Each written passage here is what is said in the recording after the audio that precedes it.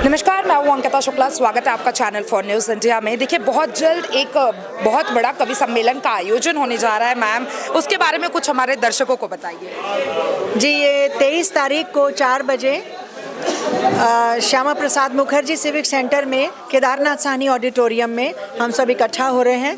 देश विदेश से जाने माने कवि और शायर वहाँ पर सब आएंगे और इसीलिए रखा है। बहुत लंबी फहरिस्त है क्योंकि लगता था किसको छोड़ें किसको रखें। इंशाल्लाह माशाल्लाह ये फील्ड ही ऐसा है कि इसमें देखिए बहुत लोगों ने कदम रखा है और अलग अलग चीज़ें सुनाई हैं। तो हमने कोशिश की है कि हम ऐसा गुलदस्ता लेकर आएँ कि दिल्ली महक जाए।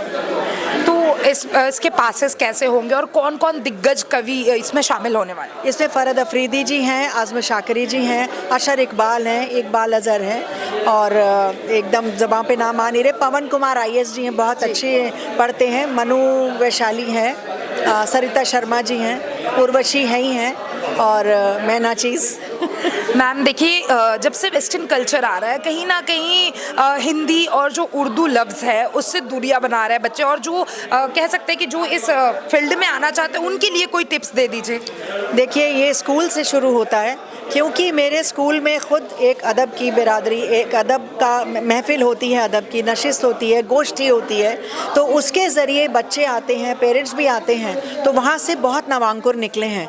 हर स्कूल को चाहिए कि साहित्य सिर्फ़ हिंदी इंग्लिश तक सीमित करके या कोई एक फ़ॉरेन लैंग्वेज लेकर वहीं तक सीमित नहीं रहना चाहिए। जो देश की सभ्यता है, हिंदी उर्दू है, मुझे खुशी होती है जब मैं नए बच्चों को आते देखती हूँ और बहुत अच्छी बातें बच्चे निकाल के लाते हैं तो उनके प्रश्नों से जाहिर हो जाता है कि कल वो जवाब बहुत अच्छे देंगे। चैनल फॉर न्यूज़ इंडिया के दर्शकों के लिए 4 लाइन कुछ सुना दीजिए।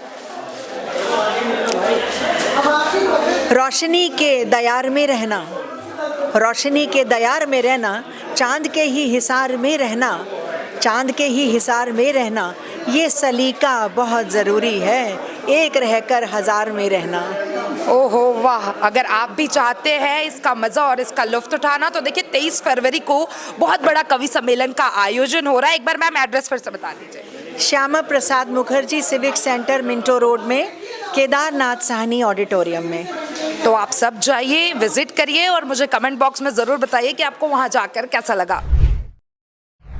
बहुत बड़े कवि सम्मेलन का आयोजन हो रहा है, उसके बारे में चैनल फॉर न्यूज़ इंडिया के दर्शकों को बताएं। देखिए, मैं आप सबके चैनल के माध्यम से कहना चाहता हूं कि ये हिंदुस्तान में पहली बार ऐसा हो रहा है कि दुबई की संस्था अंदाज़े बयां जो है वो दिल्ली के सिविक सेंटर में 23 तारीख को बहुत शानदार भव्य मुशायरे का आयोजन किया जा रहा है। इस मुशायरे का मकसद ये था कि हिंदुस्तान की जो गंगा जमनी तहज़ीब है, ख़ासकर जो मोहब्बत का पैगाम है, उसको आम लोगों तक पहुंचाया जाए और युवाओं के अंदर एक जो शौक़ और जज्बा पैदा किया जाए कि हमारी शायरी, हमारी तहज़ीब जो है हमारी ज़िंदगी का हिस्सा होती है। कहाँ पर ये सम्मेलन का आयोजन हो रहा है, कितने तादाद में लोग पहुँचेंगे, क्योंकि देखिए बहुत सारे कवि दिग्गज लोग इस सम्मेलन में पहुँचने वाले हैं? देखिए, ये जो हम सम्मेलन कर रहे हैं ये सिविक सेंटर है।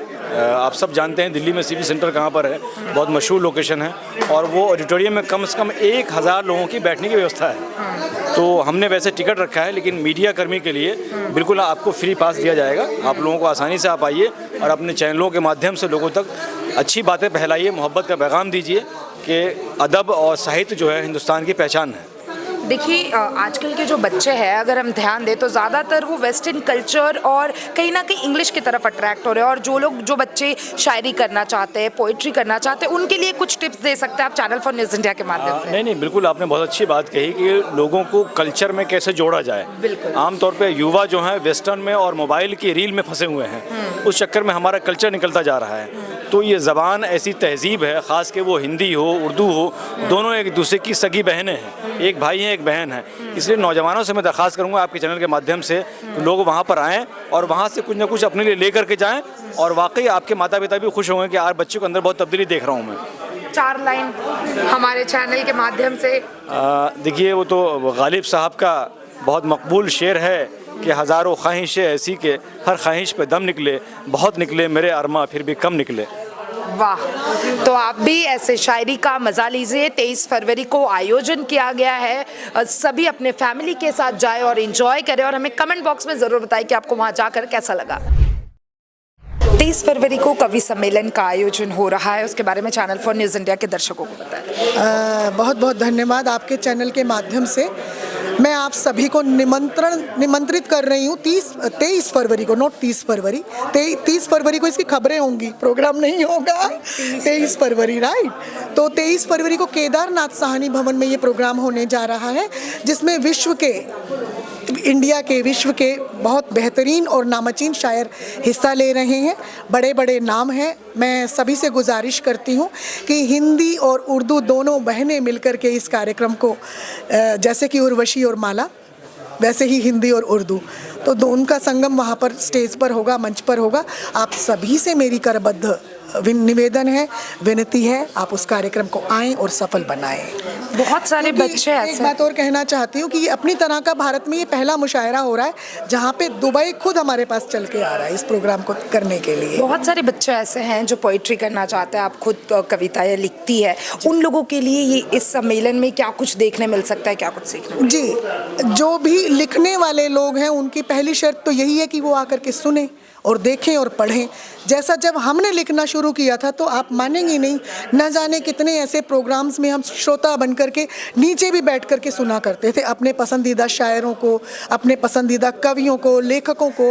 मंच पर जाना एक छोटी बात नहीं होती है, एक बहुत बड़ी बात होती है, लेकिन उससे भी बड़ी बात होती है सीखना, कि हम उसको सीखते कैसे हैं, अंजाम कैसे देते हैं। हमने जैसे सीखा है, मैं तो यही चाहूँगी कि जो लिखना पढ़ना चाहते हैं, लिखना सीखना चाहते हैं, पढ़ना चाहते हैं मंच पर, तो इन कार्यक्रम्स में आएँ और अपने बड़ों को सुने, कुछ सीखें।